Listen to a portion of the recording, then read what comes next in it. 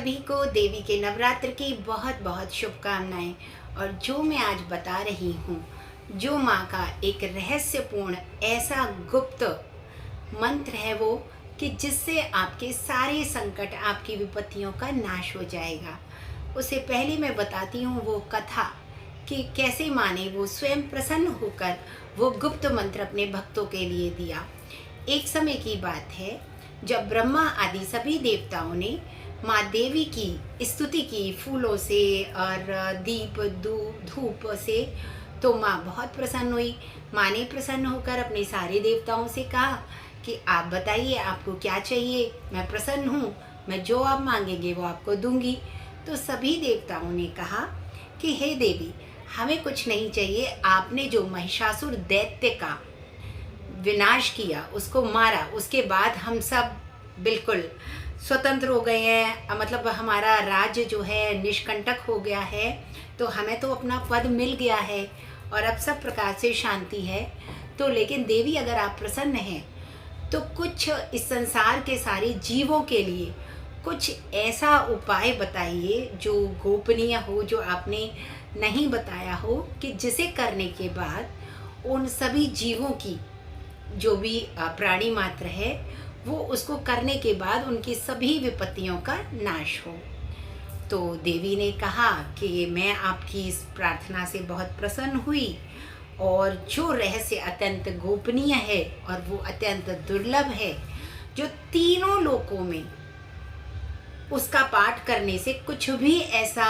असंभव नहीं है कि जो न प्राप्त हो सके, आज वो मैं आपको बताती हूँ। तो इस रहस्यपूर्ण स्तुति के अतिरिक्त और दुनिया में ऐसा कुछ भी नहीं है कि जो जीवों का आपत्ति को, उनकी विपत्ति का नाश कर सके। तो वो माँ दुर्गा ने अपने 32 नाम बताए, और वो नाम इस प्रकार है। सबसे पहले दुर्गा, दुर्गति शमनी, दुर्गा पद्वी निवारणी, दुर्गमच्छेदिनी, दुर्ग साधिनी, दुर्ग नाशिनी, दुर्गतोद्धारिणी, दुर्ग निहंत्री, दुर्ग मापहा, दुर्गम ज्ञानदा, दुर्ग दैत्य लोकदवानला, दुर्गमा दुर्गमा लोका, दुर्गमात्म स्वरूपिणी, दुर्ग मार्ग प्रदा, दुर्गम विद्या, दुर्गमाश्रिता, दुर्गम ज्ञान संस्थाना, दुर्गम ध्यान भासिनी, दुर्ग मोहा, दुर्ग मगा, दुर्गमार्थ स्वरूपिणी,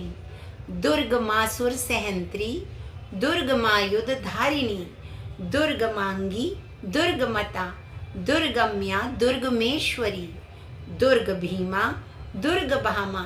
दुर्ग भा दुर्ग दारिणी।